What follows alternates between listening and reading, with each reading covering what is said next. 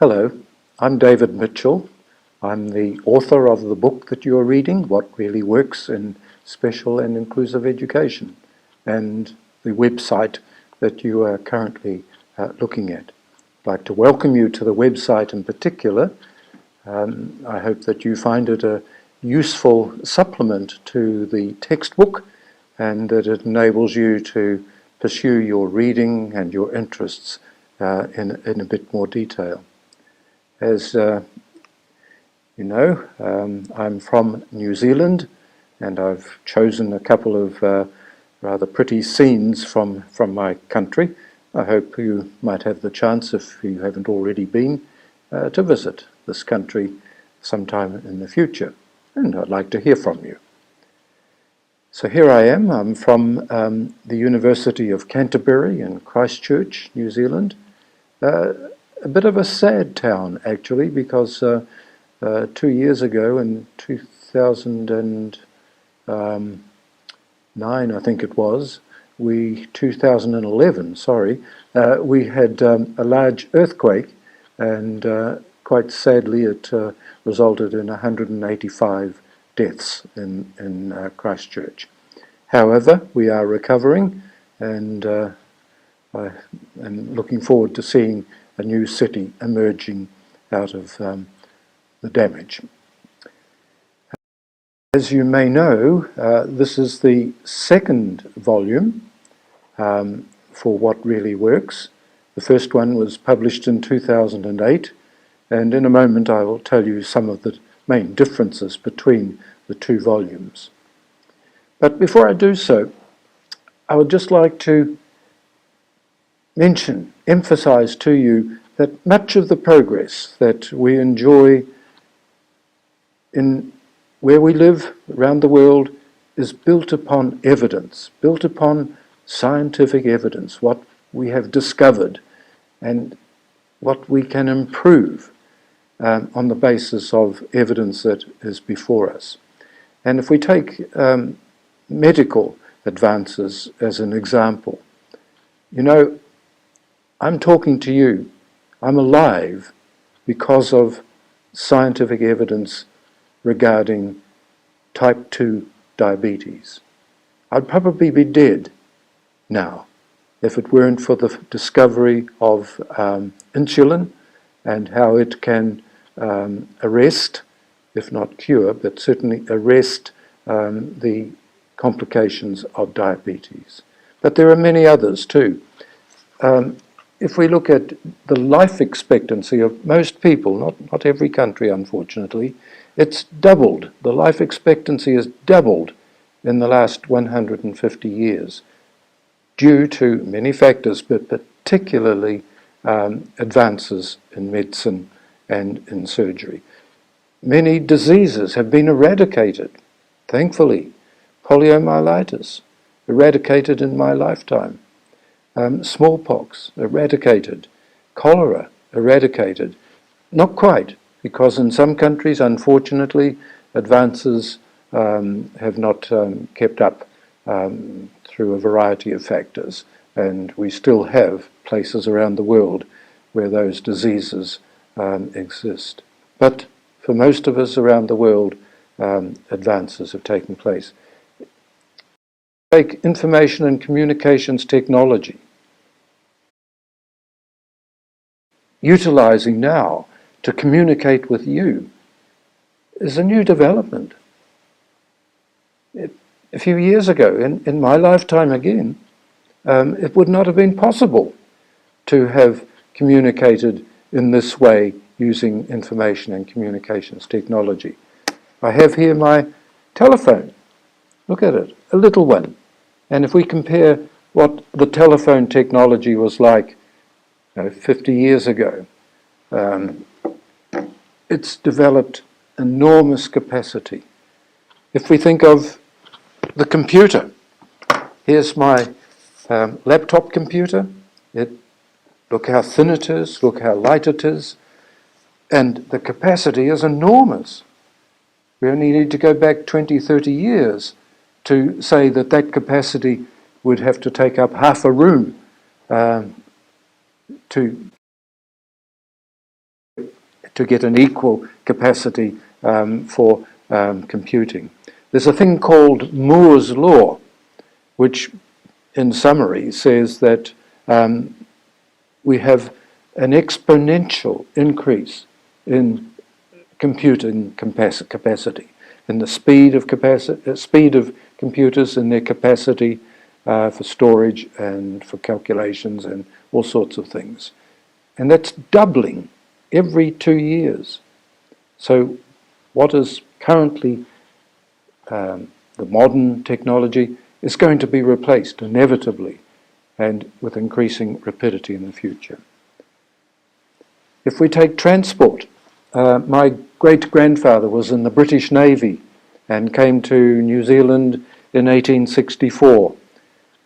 That journey probably took him 2 months, certainly many, many weeks to come from his home base in England to New Zealand. Now I can fly that distance, not always comfortably, I must say, but I can fly from New Zealand to England in 24 hours flying time. So we have remarkable developments in transport in the last century, and those are increasing, faster, more efficient, and so on. Then we have farming. You know,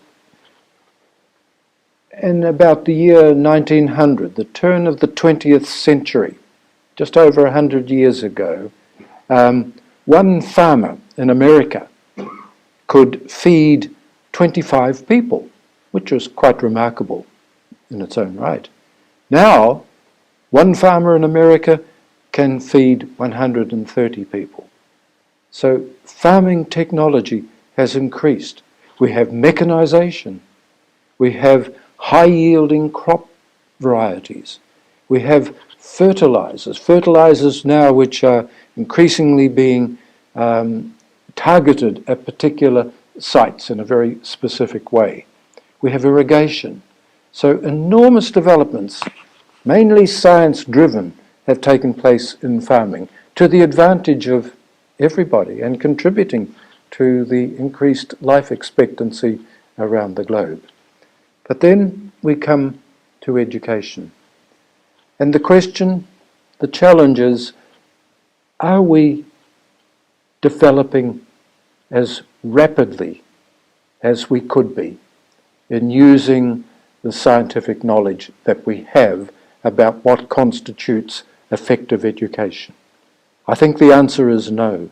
I think we have many, many steps to make before we can say we are keeping up with medicine, with ICT, with transport, farming, and so on.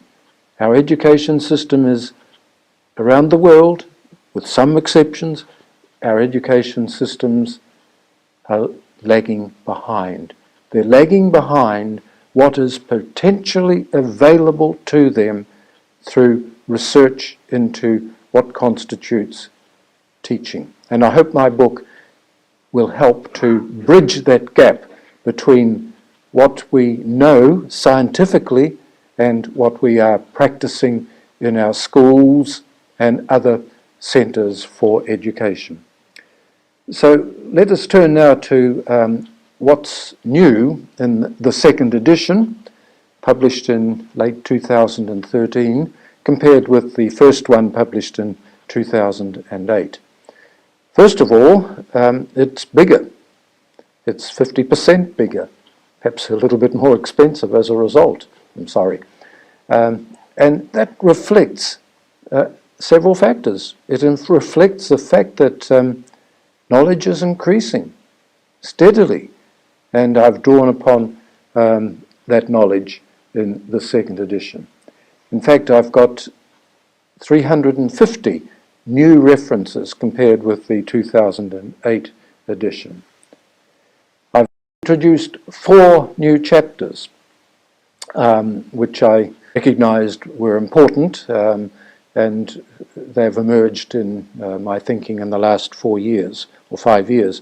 The first one is on universal design for learning, which in a nutshell means we should design our curriculum and our teaching right from the beginning so that it suits everybody, all people, all children, whatever their ability, whatever their gender, whatever their interests, rather than trying to retrofit these things when we find that it doesn't work adequately for all children. So universal design for learning I've added. A second one is response to intervention, particularly developed in America, but also increasingly being taken up as a process in other countries. As you'll read, it, in brief, it means that we are looking at a series of graduated responses to children and providing additional assistance according to their needs after they have been ascertained in the education system. I've also added interagency cooperation. We must get away from silos, from organizations, each looking at their own part of working with children and families with special educational needs. We must find ways of them cooperating to get what I've called a wraparound approach to educating children with special educational needs. And then I've also introduced a chapter on Finland. I've been there recently a couple of times, and I've been very impressed with what they have been doing with youngsters who have special educational needs. And I think we can learn a lot from the Finnish education system. Finally, not quite finally, I've got two more points. I've introduced more material on neuroscience. There have been very rapid developments in this field about the knowledge of the brain and its functioning and its capacities. And that is something that's going to become increasingly important. We must keep up with developments in neuroscience, reading critically, because there are some rather odd ideas that are being expressed with people who are capturing or landing on the bandwagon. So we must be careful and make sure that what we are following in neuroscience has, in fact, a good scientific basis, but enormously promising, particularly for understanding the education of children with special needs. And finally, I've introduced more references to Asia. Work there. I've Singapore and done work in UNESCO, with UNESCO in Central Asia in particular, and I've included more references to the ideas that are emerging in Asian countries. Now, briefly, what do I mean by evidence-based teaching? I've got a definition here, which you can read, but I have emphasized one point in that definition. Basically, evidence-based teaching relies upon controlled research. Research where we can be sure scientifically that the results we are achieving are due to the particular new method or new intervention that we have developed, and that is better than other methods. So controlled research is at the base of evidence-based teaching. I hope you enjoy reading the textbook. I hope you enjoy the ideas that are presented in the companion website, and I wish you good fortune and success with your teaching in whatever environment you are located and in whatever country you live.